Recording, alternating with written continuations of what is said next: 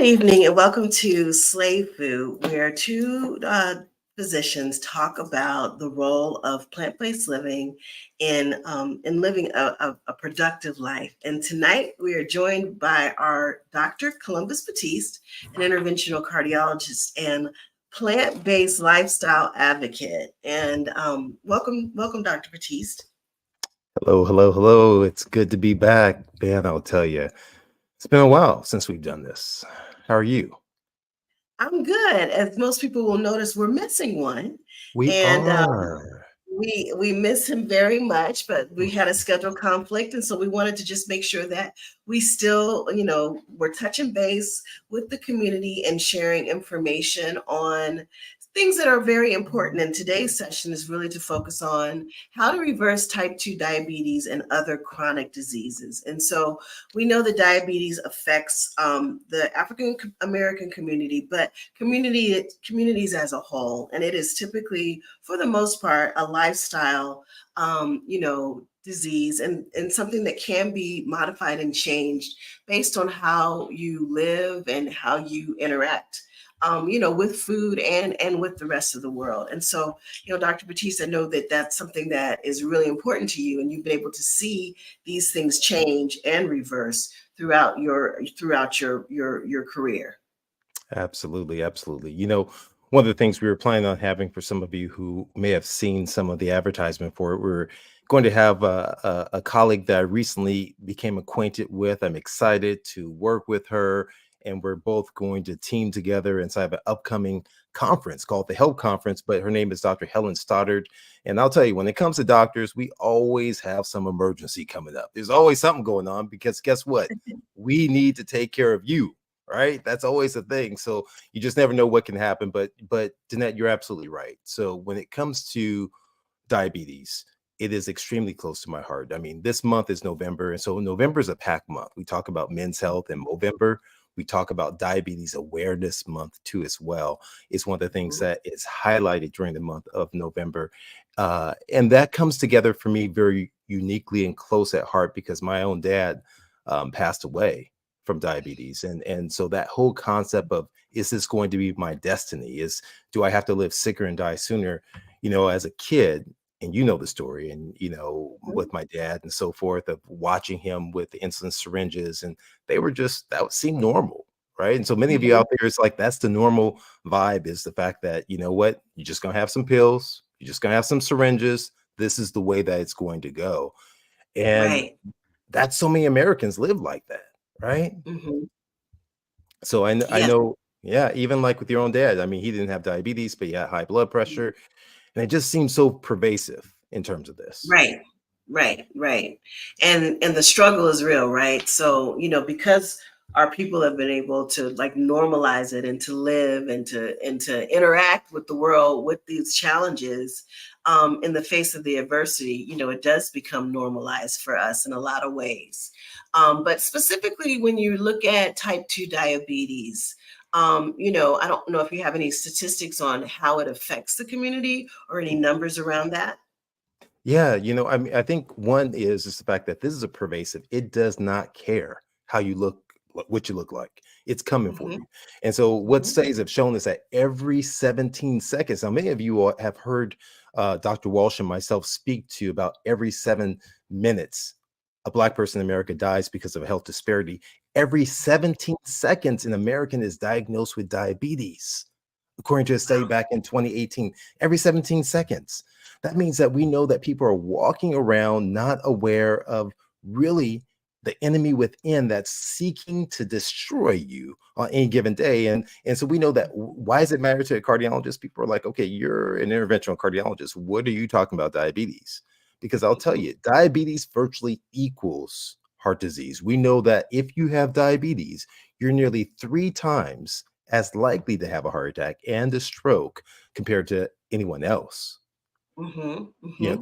There's so many. What we're finding is that this number of is increasing exponentially. We're seeing that there are increase in our youth. This is the thing that's most concerning, is that when we look at studies, it's telling us that we're increasing type 2 diabetes in our young. We used to call type 2 diabetes like adult onset. It only happened when you were an adult, right? And we thought, okay, this is just one of these things that's going to kind of happen. But every once in a while, we're seeing that there are more and more occurrences that are happening on a regular basis. I'm gonna pause there for a second. Yeah, sure. Okay, but from a statistical standpoint, I don't know if you addressed the sheer numbers around our diabetes. Okay, there we go. Yeah, go ahead. Go ahead. I think Dr. Helen is able to join us. Yes, indeed. How are you? I am well. I'm well. Now I don't know. I thought you looked different than Money Green. I'm seeing Money Green there. I should put a picture up, but you would not want to see me right now. Oh no. Oh no. I hope all is well. Oh no, no, I'm fine. It's just I think that Sister Baptiste would understand. Yeah. Oh man. Well, listen. We're gonna listen, folks out there. We have who's joined with us via audio. So if you're watching, you may be seeing a picture that's not exactly her, but you're hearing her wonderful voice. And so this is the Dr. Helen Powell-Stoddard, and we're so happy to have you on the show with us. Conversations with the doctors. Those of you joining, we're talking about diabetes in this month of November. Some call it Movember. It attacks all of us, men, women, boys, girls, and blacks and whites, all of us across the board. So welcome. How are you? Thank you so much for having me. I'm so excited. Yeah, this is good. This is great. This is great. There's so much symmetry that we have in our passions and everything else. I don't know how our paths did not cross. I guess probably because I'm a whole lot older than you. I'm guessing that's I probably the don't biggest think you're reason. right. Um, but I agree with that. I was like, wow, I wonder why we hadn't met before. Yeah, no, it was great. So for those of you out there, you're like, okay, what exactly are they talking about? So I did not meet Dr. Helen until recently at a conference, but I heard about her and mutual friends, Dr. Scott Stoll. Some of you out there may know him. He spoke so highly of you.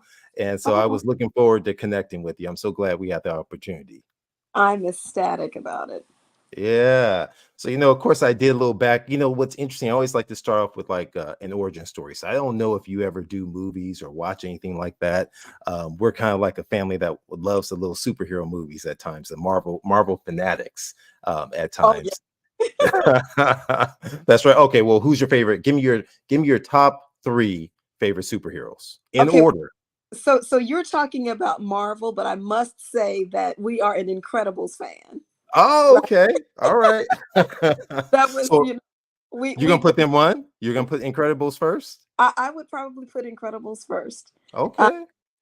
just because my youngest was really young when they first came out, so she couldn't say it, and she would say, "Mom, I want to watch the Bubbles." Oh, that's so cute. That So that's like great memories for us. it Other is. Marvel movies, sometimes I get the DC mixed up with Marvel. That's okay. That's all right. Any superhero. Go on, give me any of Mm, them. Who you think you like? well, I gotta say the Black Panther. Okay, now. All right. If you left them off, I'm gonna start to ask a couple of questions there. Yeah, I got. It was just so well done. I really loved that one. It Um, was. and let me see, who would I put there next? Probably, maybe Iron Man. Okay.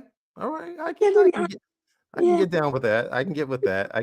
I can get there. All right, we're gonna go. All right, so we got the Incredibles, we have Black Panther, and we have Iron Man. Now, when Danette comes back in later on, we are going to have to figure out. She's the critic when it comes to that. We're gonna see what she says about that. But I always tie in this idea of the origin story because all of us as physicians, we have an origin story, especially those of us who are going down this pathway of fighting criminals through a lifestyle means using this tool. Mm, We all have an origin story and we have similarities and I recognize immediately listening. Of course, I always have to do a little background research on you. And so I recognize that we have so many similarities you probably are mm. unaware of in terms of our origin story. But so tell me just give me a rough overview of your origin story. So how I got interested, I'm supposing that's what you're asking. How did I get interested in this?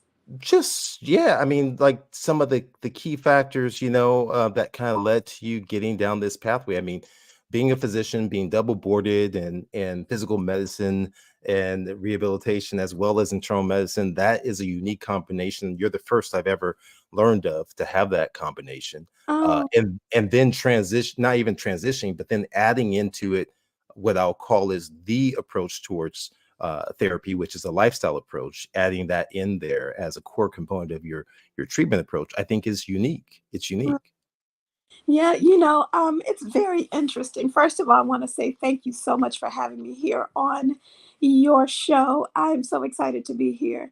But it really stemmed from, I was remembering when I was a little girl that walking across the street, holding my mom's hand, and saying to her as we saw a little boy walking across the street that had a disability. We used to call it handicapped when I was a kid.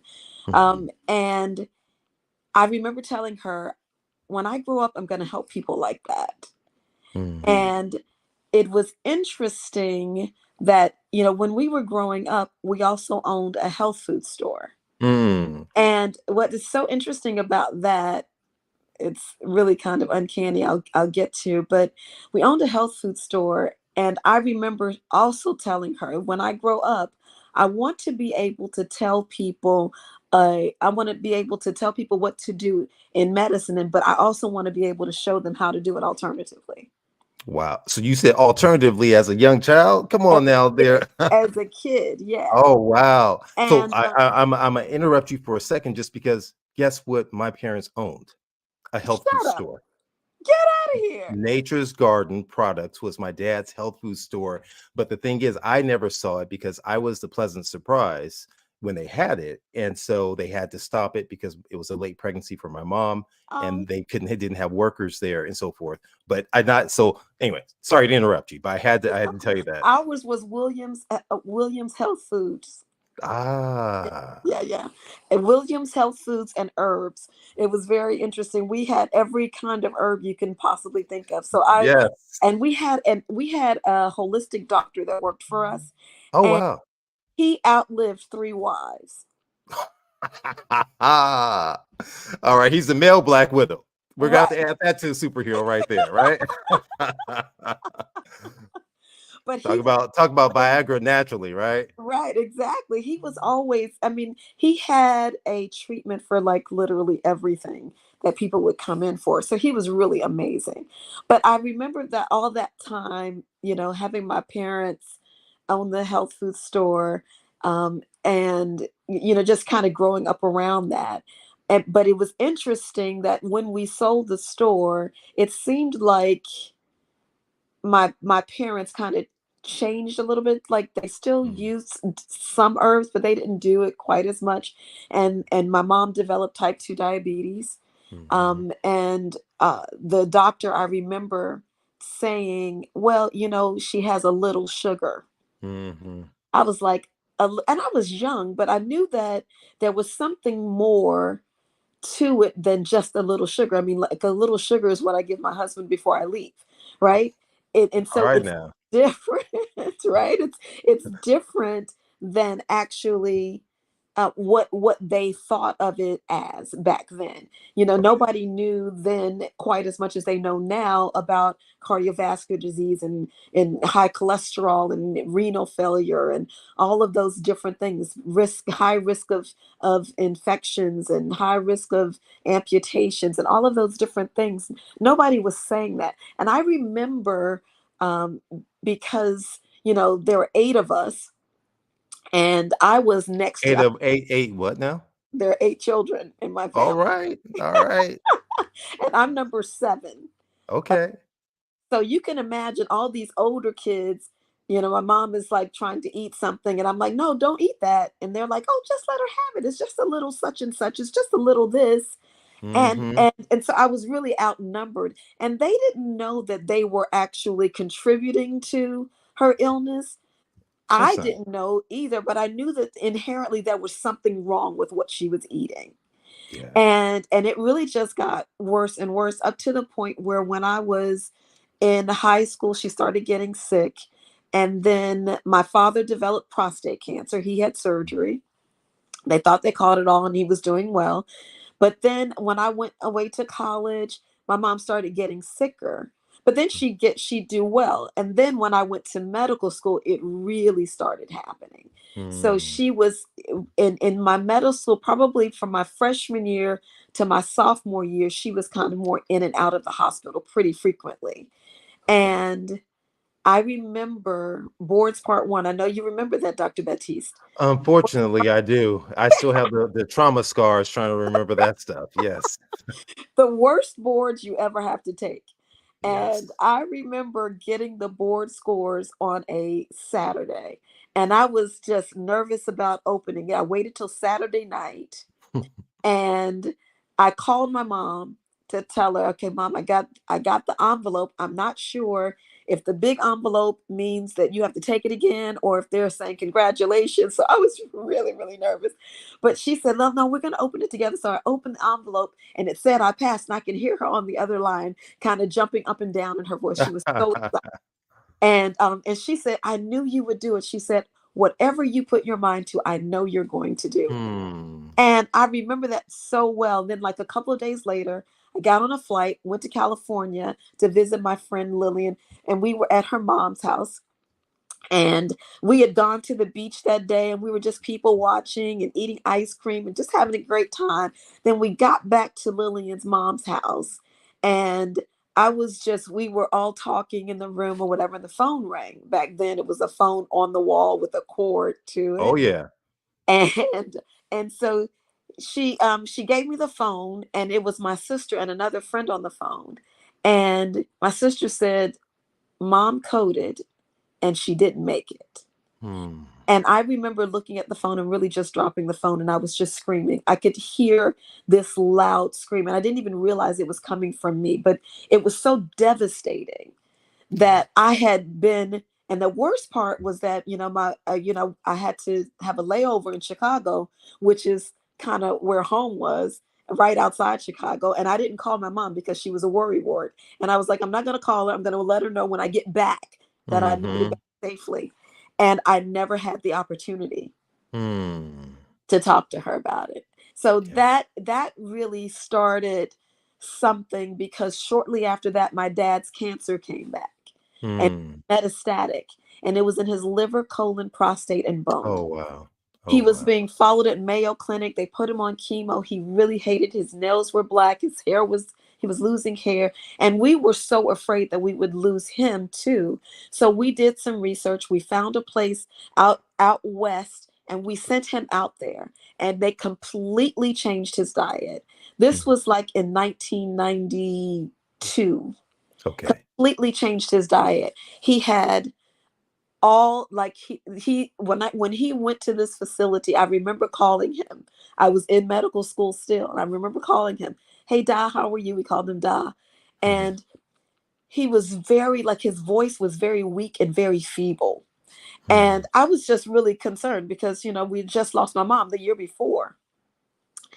2 weeks later, I called my dad. He says, hey, how you doing? And I was like, whoa, what happened?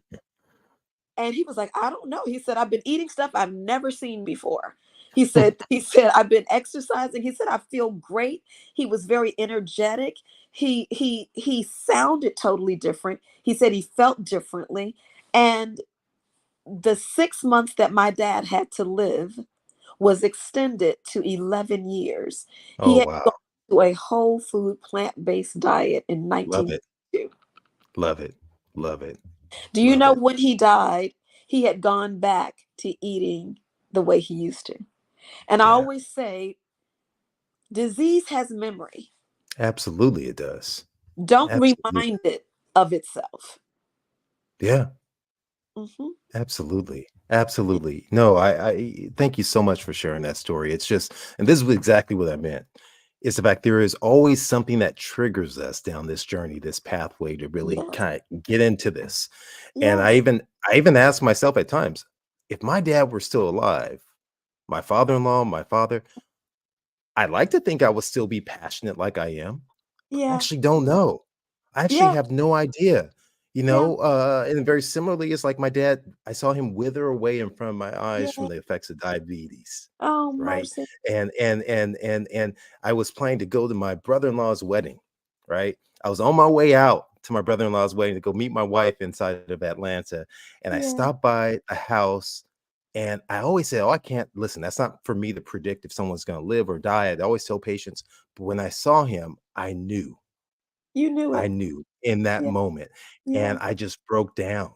I Yeah. broke down, and my Yeah. mom had to console me, Wow. and what happened in that moment was that all 5 of us descended without speaking to each other at the house that day. And Wow. we were there when he passed, and I'll tell you, I felt like I could have been a 3-year-old little child the way I felt, and Oh, for I know. many, many, many years, and even as I talk about it, you go back to that place. Oh my You go goodness. back to that place. You will never stop being the child of your parents in any Absolutely. moment in time. Absolutely. And there's a level I always tell people, I share with them the fact that I struggled with a great degree of guilt from Yeah. what I did not know where I could have helped him. You too. For You many, too. yeah, Oh my goodness. absolutely, absolutely. I struggle with that. I still struggle with it now. Oh, I And agree. and Yeah. and yeah, you just and you feel. And here's the part that would drive me insane is that whenever I'd hear a patient, if I'm doing a procedure on them, oh doc, you saved my life. It's like a dagger in my heart. Oh my It's goodness. Yes. a dagger in my Yes. heart, for what I Yes. wasn't able to do, knowing that I don't have control. I'm not God, but I, yeah, I know. this is the burden that I carry with me, you But it know? doesn't stop you from feeling that way. I was in medical school learning about the heart when my mother was suffering from heart disease. Mm, I didn't know enough about it, but I remember telling my attending, I was giving him like just giving him the quick version of what was going on with her. And he said mhm. to me, and I will never ever forget it. He said to me, "Your mother's going to die. He said she's going to die? She's going to die." Wow. How I callous and cold. but I don't think he was. He wanted to prepare me. And he wanted me to go home, and I did. Okay. Probably if he hadn't said that, I wouldn't have made a special trip to go Mm, see her. All mm, three of there were three of us that were in DC, and we drove to go see her just to spend time with her. And then the mm, next time I saw her was in a casket. mm. So I'm glad he told me that, Okay. and I could understand a person feeling like, well, he shouldn't have said that, but I think he did something. He did a favor for me. Yeah, in That retrospect. yeah, and Absolutely. it was a favor. I cried when he said it. Of I was course. I was broken down, but I think he helped me because I got a chance to go home. I got a chance to hug her and kiss her and tell her how much I loved her. And Yes. we have pictures of all of us, like we were just all over her, just you know, and just looking back, I remember the last time I looked at her, and I and in my mind I said I'm probably never going to see her alive again. Mm, It mm. was a very difficult time, and it was difficult to leave because I mean I had to get back to school, of course, but I wanted to stay there with her. Absolutely. Absolutely. Yeah, this is why we're on this mission to help Yeah, at least yeah, help yeah, anyone that will listen. And with that, we spend so much time even on this show with Dr. Wall, she's not here obviously, and myself, we spent so much time talking about the ills of yeah, what's the cause of the yeah, stress of yeah, discrimination and all the things. And I'll tell you one thing to her credit that Danette always says is you need to spend more time on the solution, on resiliency. And so today, I think in honor of your mom, in honor of my dad, I yeah. think we focus and obviously I dedicate everything in terms of it. And that's not to minimize my mom who's still with me. I mean, she is a warrior. I'm Praise blessed beyond belief. At age 88, she still God. is running circles I'm around many people. jealous. I'm jealous. Yes, yes, yes. But we're going to dedicate this show to resiliency and how listeners out there can really learn a better pathway, and they can, as your book says, reverse it. Right? Is Right. that what come on That- now? We're gonna reverse this thing. That's it. That's it. So people out there, what's so funny is that I don't know if you've had colleagues, they quibble over the term reverse it. right? Yeah. And so, but the American Diabetic Association came out several years ago about, yes, you can place it into remission. These are semantics: Yes. remission, remission, reversal, treatment. Right. That's right. That's right. It's those are semantics. And so you look at people, if my blood sugar levels are normal and my hemoglobin A1C is normal and I'm on no medication, Come it's on now. I'm reversed. That's right. That is absolutely right. So one of the things that's hard when it comes to a diabetic versus as it pertains to an alcoholic, or really any of these chronic lifestyle diseases, right? We talk about high blood pressure, diabetes, heart Yeah. disease, Yeah. obesity. These are all fruits that stem from a root of a same cause most times, which are lifestyle mediated. But food is all around us. It's That's right. different. So I mean, it's hard to say no to food, and people are like, well, this food isn't bad, is it? And so tell us about animal proteins and saturated fats and their relationship with diabetes and so forth. For those who are like, a little bit won't hurt me, just a small amount of putting it on the grill won't be bad, will it? A Yeah. little fried chicken's not gonna be bad thing, or a little bit of deep fried turkeys coming up. It's Thanksgiving, Yeah. not gonna Yeah. hurt me, is it? Yes. This is a great time of the year to have this conversation. They're gonna love me right now, aren't they? Right. Yes, indeed. They're gonna go like, oh my goodness. But these animal proteins, we got a couple of things working against us. Mhm. First of all, the animals are not what they used to be. No. I mean, that's just number one. Mhm. One is these animals are injected with things to um, make them grow more rapidly. They get antibiotics to Yes. prevent them from getting infections. And they get growth hormones and they get these steroids, right? And so, Mhm. as an interventional pain doctor, what I always did was, I used steroids to alleviate your pain. And the thing that I would always tell my patients is this: I know that it's going to make your blood sugar go up. I know it's going to make your blood pressure go up. I know that it's going to cause you to have some weight gain. You're probably going to be eating a lot more than you used to, but just don't worry about that. You just know that it's from the steroids. It'll go away. Well, we usually did injections in threes. So I Mm. knew that it was going to last through those three at least. Some Mhm. people, some females may get some spotting, or they may just all of these different things that was happening because of the steroids. Well, that's what they're putting in the animals too, right? Yeah. So not only do they have their own steroids, their own hormones, they're getting these steroids in on top of that. So you're getting their hormones, their steroids, the antibiotics, all of those things are coming to you. So now your immune system gets lowered because you're using their antibiotics. You have the risk of having high blood pressure, diabetes, not to mention the fact that these proteins, these animal proteins are so large. They're so much larger than plant proteins, so that it's really difficult to filter through your kidneys. Mhm. Through it. So you're talking about things that it's just totally different. So you got that as a problem already, and then you got these other things that it's like insult to injury, so that it continues to go on. So I tell my patients, you get to have a choice, right? I don't. I have people that say, oh, no, no, no, I have got to have my meat. Well, you're really not hurting me. I mean, I'm okay, right? Yes. I've been eating this way for about 20 years. Um, Nobody can say that I look malnourished. I don't look, like most people think I'm younger than I am. Mhm. Know? And so it's really a matter of where your priorities are. And I think that oftentimes we fail to prioritize ourselves in the Yes. right. And Absolutely. yeah, and you get people saying, well, you got to die from something, right? Well, what do you want to die from? And how do you want to die? You Well, know, and the thing I always say is that it's not even just about dying. It's the fact that what if you're dying slowly?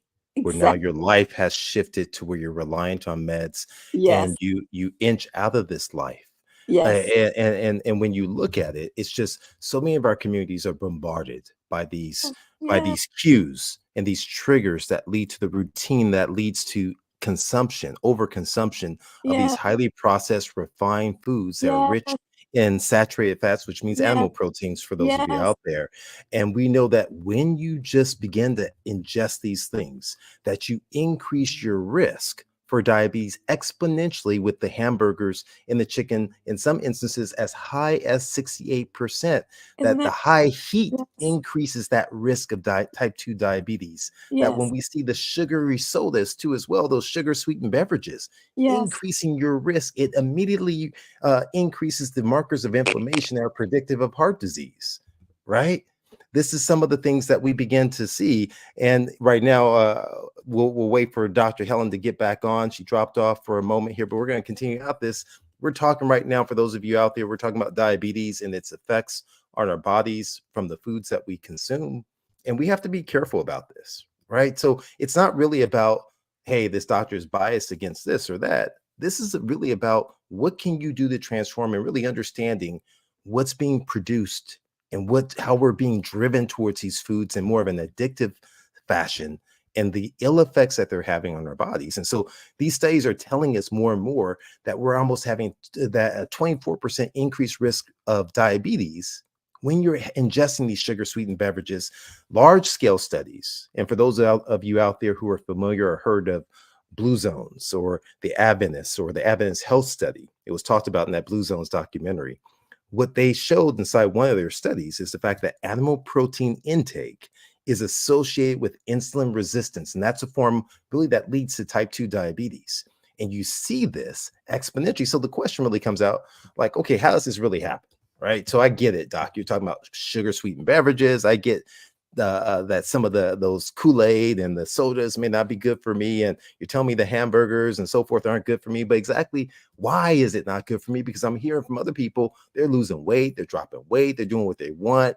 I heard that if I get the shot, it'll help me lose weight, and I can go ahead and my diabetes will dissipate. Well, what happens from these food products are several things. We understand that one study that was done, I believe it was at University of California, San Diego, and what they showed is that when people begin ingesting a high calorie fast food breakfast, think of it like some sort of egg biscuit sandwich or something of that sort, it begins to disrupt the lining of your colon. We call that leaky gut syndrome, right? Which has been shown and demonstrated to be a factor in really the development of type 2 diabetes from just these fast foods. And by having just this one breakfast, so, well, just one's not going to hurt me, is it? Really? That's for you to decide. It depends on how concerned are you. When you look on the other hand, and you look at the fact that, well, what else happens? Well, we talk about it, and I've heard Dr. Helen mention this, and we hope that she is able to join us back here again. But one thing that I heard her mention, I love this analogy, so I'm gonna steal it from her. She said her husband escorting her to the prom. I'm gonna say my wife, my beautiful wife, escorting me to an event.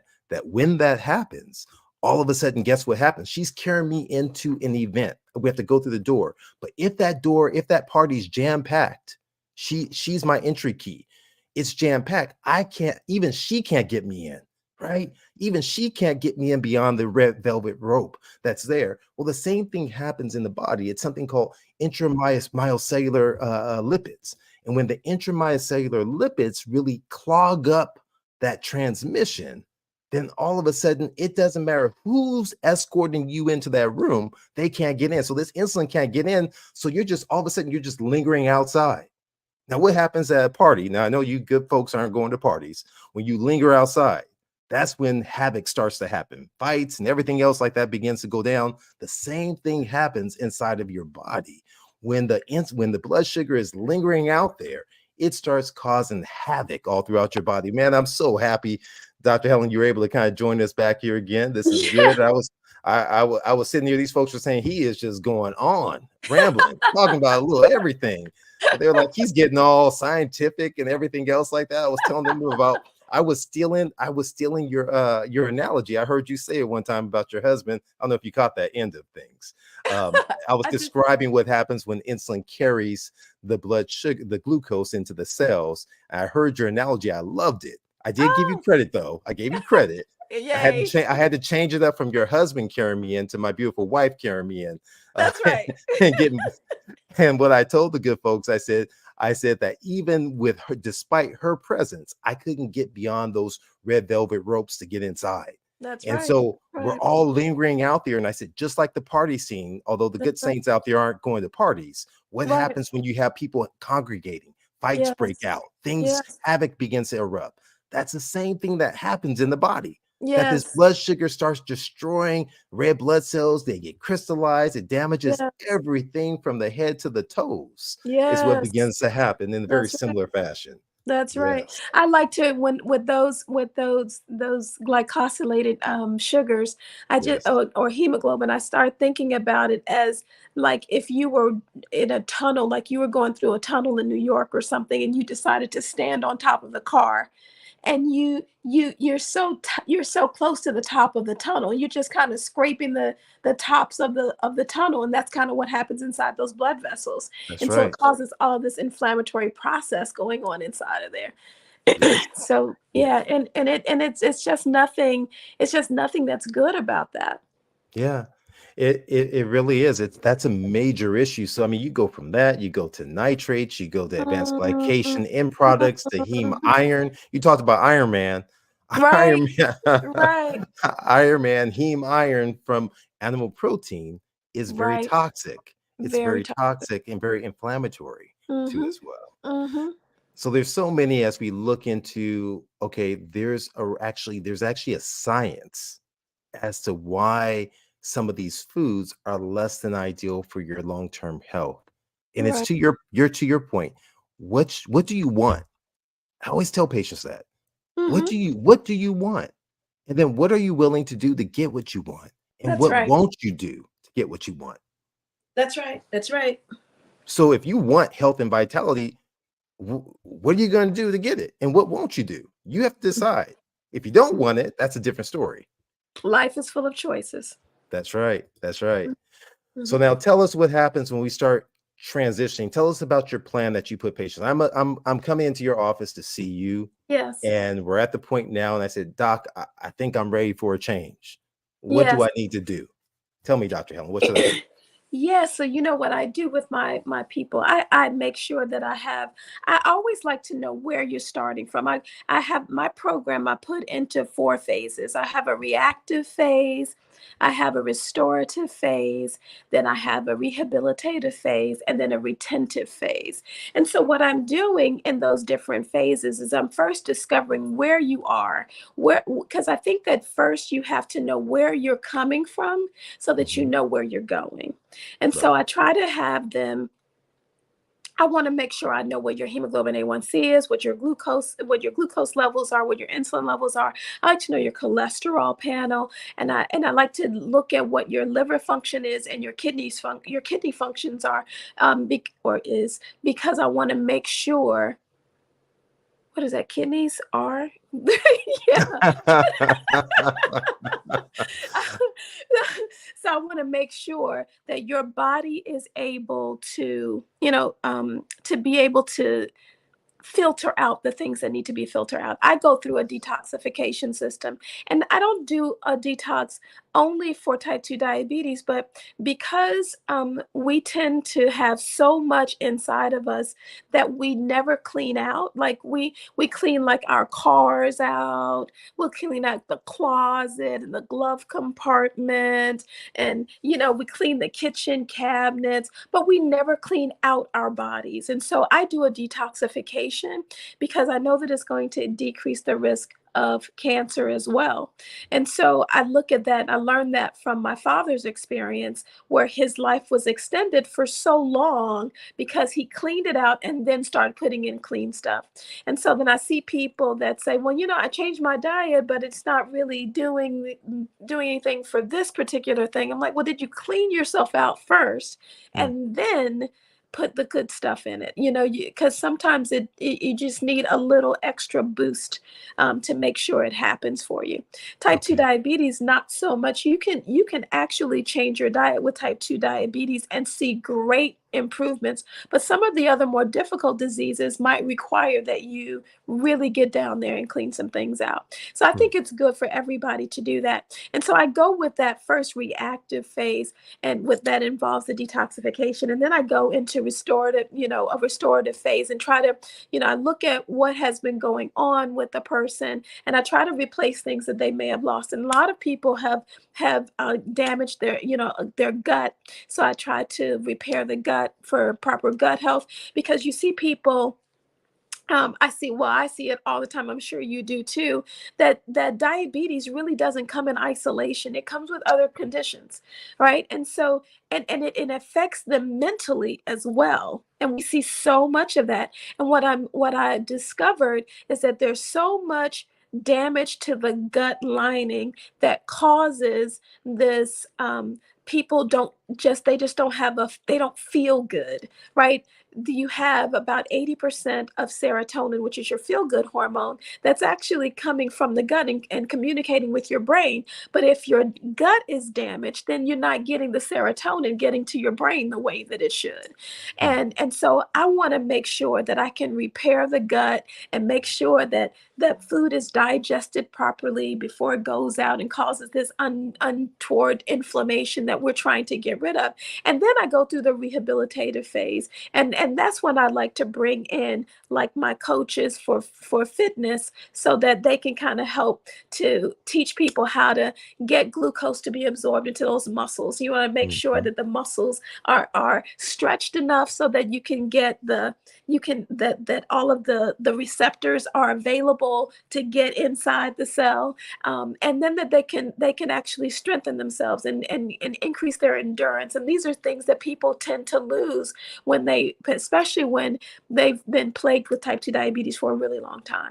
So I try to work on that. And then I go into the last phase, which is the Well, I'm gonna pause you for a second, because I think I want people to understand how important that phase is.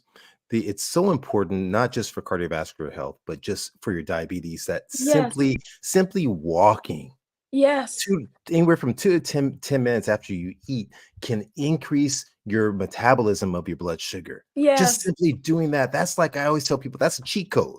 If yep. there's nothing else that you do the cheat code. There you Get go. that. Get Yep, that cheat code in. yep. So, I call all it right. a digestive walk. That's right. That's right. Love it. Love it. Love Yeah, it. All right. Sorry about yeah. that. Go ahead. That's all right. I'm glad you brought that up. And then the last phase is the retentive phase. So I want to teach you how to never see diabetes again. You Mhm. know, I'm teaching you like what's happening to our food. There are certain things that we think of as health foods that are not healthy anymore, right? Because there's been so much that's happened to our food. All of these GMOs and Mhm. hybridizations and things of that nature. I just think that our bodies are just not able to digest them adequately. So I want to teach you how to navigate through that kind of thing. There's It's very interesting. I believe as for me, I believe in the word where it says that you're not supposed to put two seeds in one soil in Leviticus. Don't put two seeds in one soil. That's called hybridization. What's the problem with that? Well, we see it because we see what's happening with our gluten. That hybridization of the wheat has caused all the gluten intolerance. It's caused celiac disease. It's caused type 2 diabetes.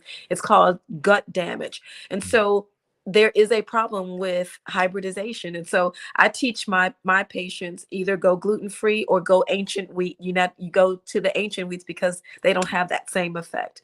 So Mm. I'm teaching them how to kind of navigate where, like, some people say, well, I want to go back to eating eggs. Well, let me tell you about what's going on with those. And Mhm. let me tell you about the lab where they're making eggs. Let's talk about how you're not sure what you're eating. And it's really interesting. I think that as we get closer and closer, as where we are in the end time, just this part of our lives, it's like it's more important to grow more of your own food. Yeah. No, absolutely. So you understand. I mean, when you start peering through the veil of the way food is produced, Yes. both on irrespective of where, it sends shudders through your body. I mean, if you Oh really my God, start to look at it. But absolutely. I think for simplistic, as I'm often joke with friends will joke at me and they'll say, well, Columbus, you're only going to be able to eat air now the way that Right. you are right now. But I think at a base level, I tell people, if you cannot pronounce or identify easily in your cupboard, get those ingredients that are in a label, then you shouldn't be Yes, eating it. that's So right. if it has things that are chemicals, you don't know where to find it, don't eat it. Don't eat Period. it. Don't eat it. Period. And Absolutely. so That's why I cook. I cook so much. And I didn't realize, Columbus, it's very interesting that I didn't realize that I was doing something different from what other people did. Like when I mm, first started doing, I thought everybody does this, right? I didn't realize how unique it was. But I'd have dinner after church or dinner parties or whatever, and people would say, "Do you cook like this all the time?" And I'm like, "What are you talking about?" Oh, you mean because I chopped up tomatoes fresh and because I used real garlic and chopped it up and fresh. I didn't realize that people don't do that, oh right? yeah. But I want to maximize nutrition and I like to layer nutrition, not just to get the nutrition, but I also like flavor because I'm such a foodie and Mm, I want my food to be like fantastic. love it. And so I use a lot of fresh herbs. I grow them in my garden. I have some in my kitchen. And I didn't realize that, going outside and cutting some fresh herbs was like a thing. I just thought that that's what you do, right? And so when I learned that it was different, I was like, oh, maybe I should do a cookbook. And so I started working on a cookbook, and I did a cooking series on 3ABN called Creative Cooking. And so now I have that on my YouTube channel so that you can actually see how to put some foods together and Love it. and how to make them delicious, that it can be nutritious, that you don't have to sacrifice taste for your health. Like you can still have tasty food. I just introduced my rosemary tea biscuit, which is like this really incredible cookie that um that I just put on the market like a couple weeks Oh, ago, and nice. yeah, I put it out on Tuesday on Monday night, and Tuesday morning I had like 6 orders already. I was like, oh All my right. goodness, I That's wasn't expecting wonderful. it. So give me But an it's got idea of what you have for give me your go-to breakfast and lunch that you'll have. my Or go-to breakfast. One of my favorites is I like to do um, what's called a green mango bowl. And okay. so I will do like spinach or kale with frozen mango and a banana, and then I will make it into a bowl, and I put like some granola on it and some nuts and I put lots of blueberries and raspberries and things like that on it, and I'll put like some dried coconut and some chia seeds and Mhm. maybe some flax seeds on it, and it is so good because I put a little bit of orange blossoms in it too, Mm, and so you get okay. like this kind of a little bit of a kick. And then I'll put some fresh ginger in there.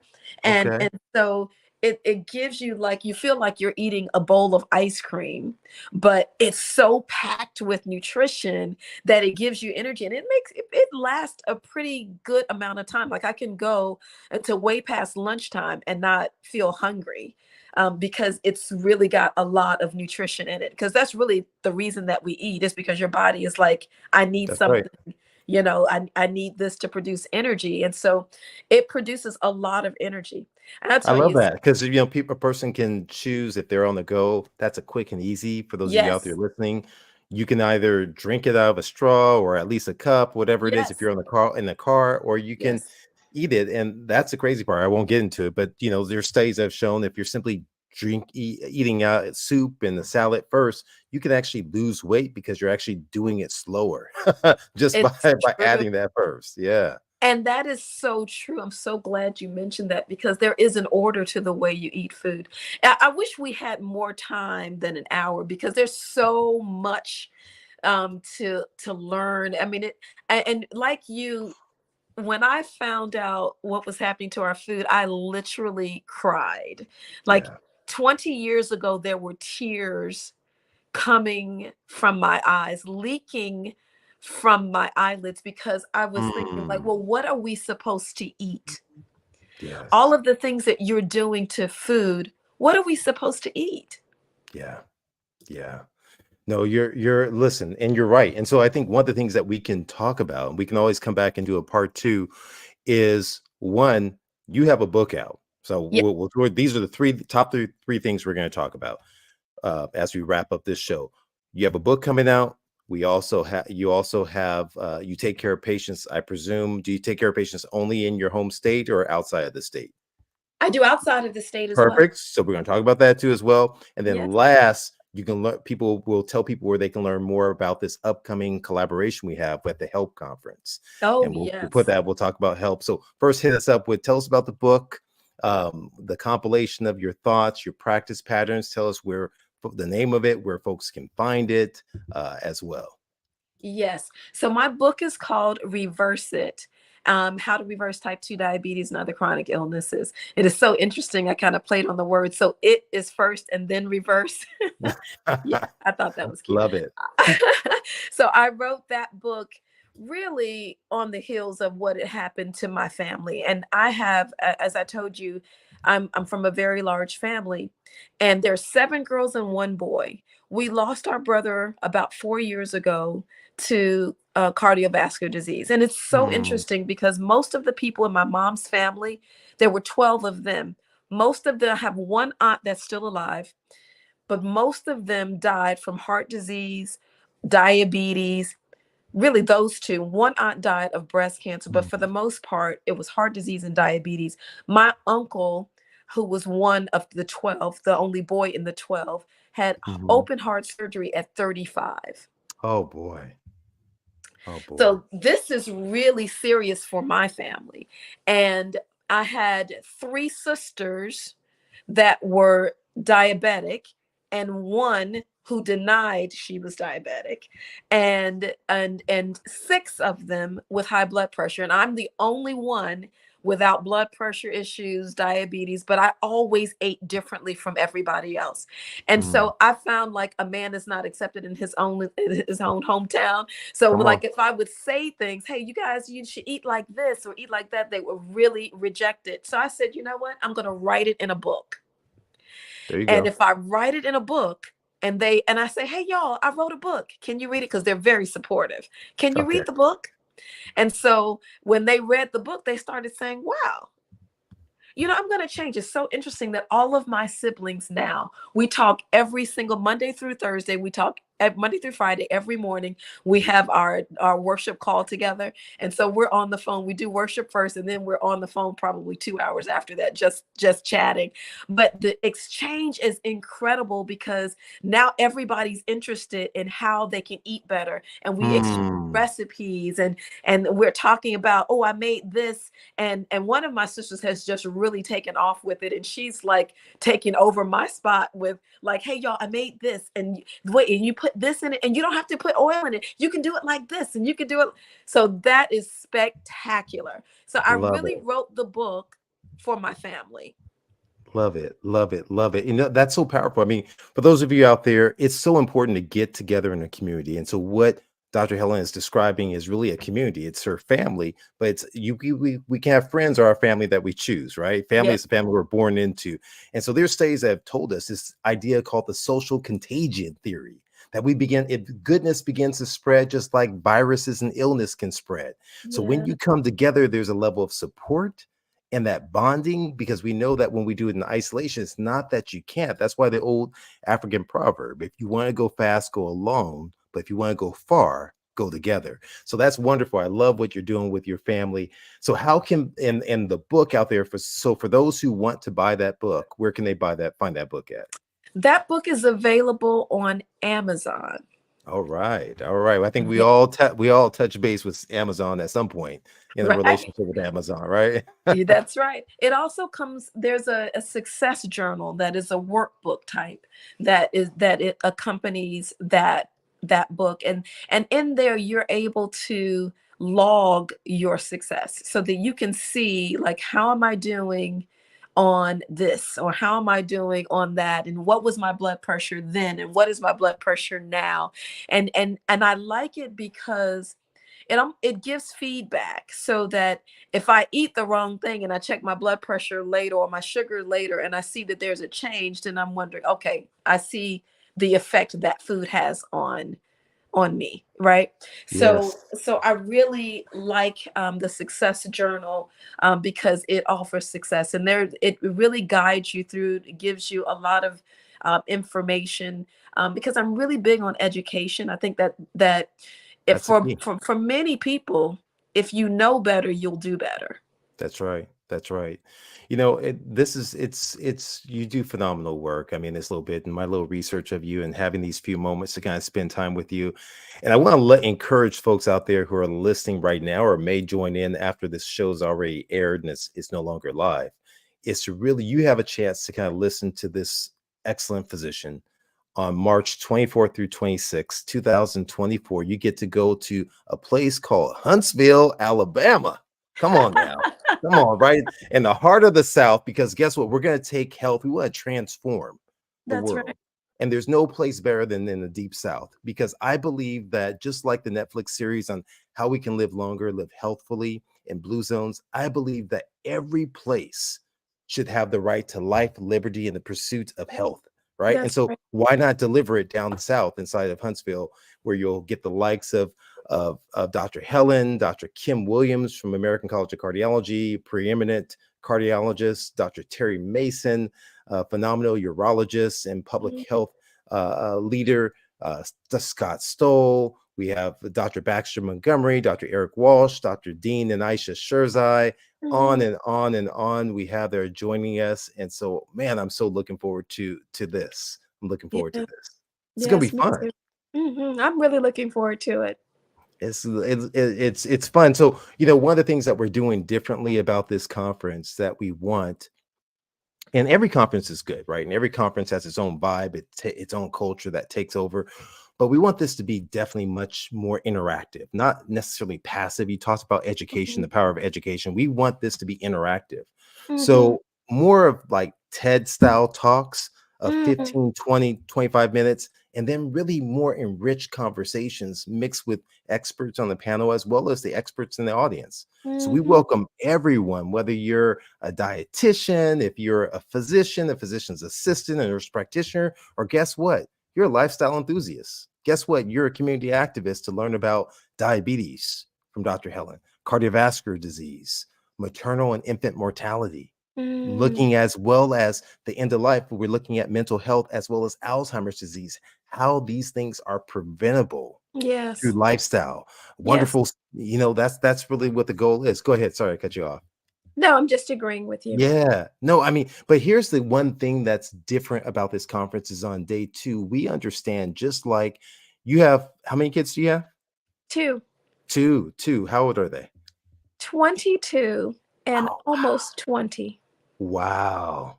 Wow. Yeah. You're a few steps ahead of me. I have a soon to be 19-year-old and I have just turned a 17-year-old. So they're like 22, 23 months apart. You're so 21. fortunate. Yeah. The days that they're no longer with you are really painful. They are. It is so different. You reminisce, you spend your time reminiscing so much. But Yeah. you know, it's one of those things that when we look at this kind of journey of life and doing things a little bit differently, we're looking at too as well day 2, what we're doing. When we talk about kids, we talk about it takes a village to raise kids. And Yes. that's where I was going with that. It takes really does take a village. And so our ability to raise the kids, I afford that to my wife, but also really about the village that we had. And so on day 2, we're looking at the village to really rebuild the health of our community. What's the role Yes. of places of faith? What's the role of businesses? What's the Mhm. role of churches, places of faith? And so, because we have to all come collectively together to really push Yes. the dial and the envelope forward. So, man, I look forward to seeing you there. Yeah. And I look forward to the next time we connect. We're going to have to figure out a time we can do this again Yes. I would and really dig absolutely love into it. that. Yes, Yes, yes, indeed. yes. You name it, we got it. All right. I love it. I love it. And because I didn't get a chance to really hit you with all my other top threes. I was gonna have you on the ropes with your top threes. I like to So, but listen, it's been such a pleasure. I appreciate those who've taken time to spend this evening with us in this month of November, Diabetes Awareness Month. What I would ask of each and every one of you out there listening is to like this page, share this information, go to Dr. Helen's site, buy her book, reverse it, get it done, right? That's what we're gonna do on Amazon. I want you to do that. And I want you to take time to go in, and if you're interested, register for the HELP conference. Would love to meet you in person and see you up close Yes. and personal. And until next time, we'll see you soon. We'll see you soon. This has been another episode of Conversations with the Doctors. And just like you corrected yourself, I'm going to say doctor. It's still doctors. What am I saying? We got two doctors. Dr. Walsh, you're missing out this time. You're missing out this time. All right. So All right. we'll connect with you all soon. And Dr. Helen, stay on for a moment. Take care. Absolutely.